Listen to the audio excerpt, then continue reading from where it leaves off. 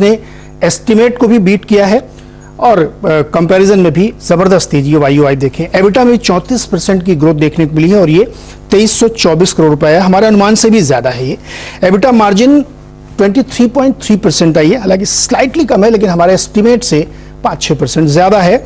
और प्रॉफिट 74% बढ़ के 466 करोड़ आया है। हमारा अनुमान 315 का था और अगर साल 10 साल से देखें तो 74% की ग्रोथ है। तो इस तरह के दमदार नतीजे टाटा पावर ने पेश किए हैं। इस पर और बातचीत करने के लिए हमारे साथ हैं कंपनी के MD and CEO Praveer Sinha ji. Praveer ji, बहुत बहुत स्वागत है और इतने शानदार नंबर पेश करने के लिए बहुत बहुत बधाई आपको। पहले तो एक ग्लांस में बताइए कि ये रिजल्ट्स इतने बढ़िया कहां से आए, कैसे, किस सेगमेंट से आए? नमस्कार and thank you for having me on the show. सबसे पहले ये जो 6 रिजल्ट्स आए हैं, ये कंसिस्टेंट परफॉर्मेंस रहा है कंपनी का। ये 7th कंसेक्यूटिव क्वार्टर है जिसमें हमने ग्रोथ दिखाया है अपने पैट में और भी हमारे जो मेट्रिक्स में, ईबिटा में और रेवेन्यू में। और ये कंसिस्टेंट परफॉर्मेंस इसलिए है कि काफी सारे हमने कदम उठाए थे पिछले 18 महीने में, जैसे कि हमने अपना लीवरेज किया बैलेंस शीट और इसमें जो हमारा डेट था उसको रिड्यूस किया। इसके साथ साथ हम लोग ने काफी इसमें न्यू इनिशिएटिव्स लिए, जैसे कि हमारा डिस्ट्रीब्यूशन में उड़ीसा के 4 डिस्ट्रीब्यूशन कंपनीज लिए और चौथा हमारे पिछले क्वार्टर में ज्वाइन किया 1 अप्रैल से। तो इस क्वार्टर में for the first time the impact of all the 4 discoms के और काफी उसमें सुधार हो रही है वहां पे। ऑफ कोर्स पिछला क्वार्टर में ये देखना होगा कि कोविड सेकेंड वेव का बहुत बड़ा इम्पैक्ट रहा था और काफी एरियाज में हम लोग बिलिंग एंड कलेक्शन नहीं कर पाए थे अप्रैल और मई महीने में। सिमिलरली मई में हमारे यहाँ 2 साइक्लोन्स आए, एक वेस्ट कोस्ट में आया जो हमारा ट्रॉम्बे और CGPL प्लांट को इम्पैक्ट किया और दूसरा हमारे ईस्ट कोस्ट में जो central and north distribution company उन पे इम्पैक्ट हुआ।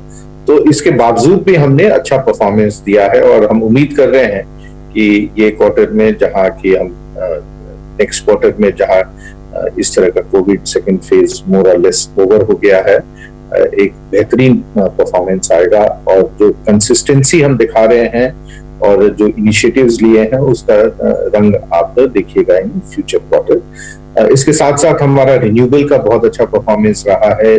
हमने पिछले क्वार्टर में इंस्पाइट ऑफ कोविड फेज 2 हमने बहुत अच्छा EPC का काम किया है। करीब 2000 करोड़ का हमारा रेवेन्यू रहा है जो पहले कभी नहीं होता था एक क्वार्टर में। सिमिलरली हमारा जो यूटिलिटी स्केल है उसमें काफी अच्छा काम हुआ है और बहुत अच्छे ऑर्डर्स हमारे रूफटॉप के आ रहे हैं। सो एक बहुत अच्छा ऑर्डर बुक पोजीशन हमारा रिन्यूएबल में है जो हम अगले 3 क्वार्टर्स में इस साल में एग्जीक्यूट करेंगे एंड होपफुली ये जो मोमेंटम हमने बिल्ड किया है ये कंटिन्यू करेगा आगे भी।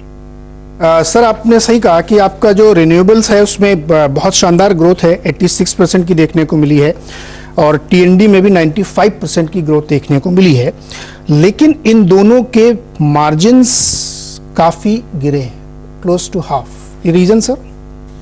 तो जैसा कि मैंने आपको बताया कि पिछला क्वार्टर बहुत ही टफ क्वार्टर था। कोविड सेकेंड वेव में हमारे फील्ड के जो काम करने में एम्प्लॉइज थे वो कहीं जा नहीं पाए बिलिंग करने, कलेक्शन करने। तो जो भी आप वो रिजल्ट्स देख रहे हैं जून के महीने का results, most of the things could not be done in month of April में। इसके साथ हमारा डिस्ट्रीब्यूशन उड़ीसा का फुल बेनिफिट हम अभी नहीं मिल पाया है क्योंकि जो ये साइक्लोन आया वहां पे, साइक्लोन यश, उससे करीब 15-20 दिन हमारे जो नॉर्मल ऑपरेशन से वो इम्पैक्ट हो गए, रेस्टोर करने में बड़ा समय चला गया। तो जो इम्प्रूवमेंट्स हम करना चाह रहे थे billing efficiency, collection efficiency, AT&C loss का, उसका पूरा बेनिफिट हमें नहीं मिला है। इस क्वार्टर में जाएंगे तो हम सब्सिक्वेंट क्वार्टर में उसका बेनिफिट आएगा एंड आप देखिएगा कि मार्जिन भी काफी इंप्रूव होगा। सिमिलरली रिन्यूएबल्स में हमारे बड़े सारे प्रोजेक्ट्स थोड़े डिले हो गए बिकॉज ऑफ कोविड एंड उसके कारण जो चाइनीज इंपोर्ट था वो थोड़ा सा प्राइसेस वहां बढ़ गए, कंटेनर के प्राइसेस बढ़ गए। सो ये इम्पैक्ट एक साइक्लिक नेचर का है, and going forward we expect कि ये कम होगा। अभी फ्रॉम 1 अगस्त टू 31 मार्च कोई उस पर सेफ गार्ड ड्यूटी या बेसिक कस्टम्स ड्यूटी भी नहीं है। तो आप अभी इम्पोर्टेंट हमको ये देखना है कि हमारा वॉल्यूम है और हमारे पास अच्छे ऑर्डर्स हैं। तो ये जब हम इस क्वार्टर एंड सब्सिक्वेंट क्वार्टर्स में एग्जीक्यूट करेंगे तो इसमें अच्छे मार्जिन आने की उम्मीद है। प्रवीण सर, एक चीज और लास्ट में कि रिजल्ट की जो बहुत खूबसूरती है उसमें दो चीजों का बड़ा रोल है। एक लिक्विडिटी है, तो रिफाइनेंसिंग आपने की है, और दूसरा कोल में जो प्राइसिंग है उसकी वजह से। तो क्या ये आने वाले क्वार्टर्स में और सस्टेन करेंगे, क्योंकि मुंद्रा में आपको फिर वो परफॉर्मेंस सस्टेन करना पड़ेगा?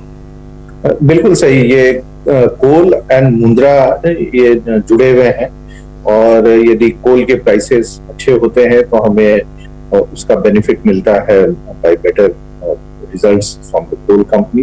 हाउएवर उसी ये में हमारे मुंद्रा में उसका इम्पैक्ट होता है। तो हमने क्या किया कि मुंद्रा पिछले क्वार्टर में बहुत कम दिन चलाया ताकि हमें जो हाई कोल प्राइस है उसका इम्पैक्ट कम से कम रहे। इस क्वार्टर में भी हम उसको कम ही चला रहे हैं, और लास्ट 2 क्वार्टर्स में हम एक्सपेक्ट करते हैं कि कोल प्राइसेस थोड़े कम होंगे, एंड देन वो हम उसको मुद्रा चला के उसका जो एनुअल रिक्वायरमेंट है, हमें कमिटमेंट जो है एज पर द पीपीए, वो ऑब्लिगेशन हम मीट करेंगे। तो ये एक थोड़ा सा टाइमिंग इशू है, और इसको हम इस तरह से खेल रहे हैं ताकि हमें मैक्सिमम बेनिफिट मिले, कोल कंपनीज ज्यादा प्रॉफिट कमाए, और मुंद्रा का जो नेगेटिव इम्पैक्ट है वो कम से कम रहे, ताकि ऑन ओवरऑल बेसिस हम प्रॉफिट।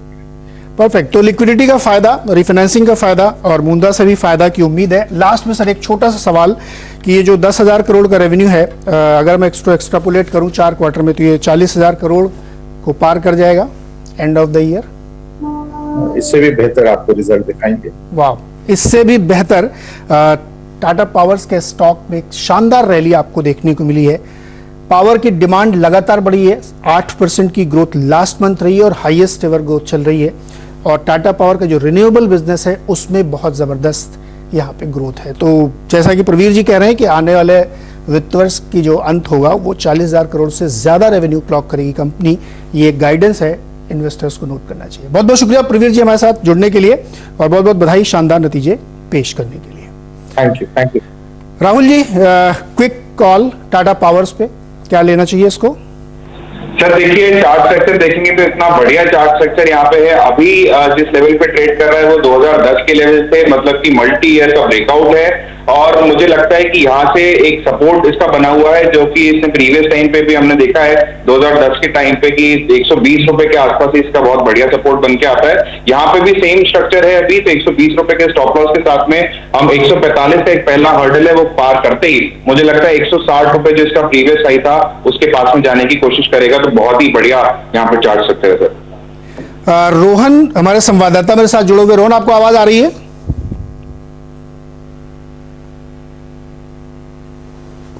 रोहन, आप मुझे सुन सकते हैं? चलिए आगे बढ़ते हैं, दर्शकों के सवाल